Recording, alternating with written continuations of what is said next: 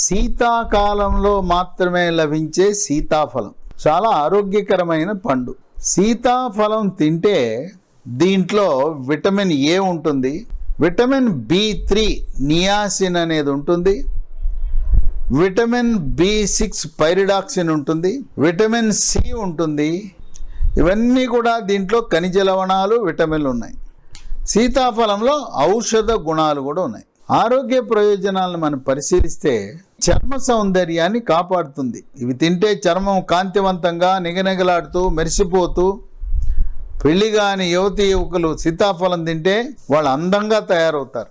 ముఖం కళగా ఉంటుంది. చర్మంపై మచ్చలు రావు, ముఖంపై మొటిమలు రావు.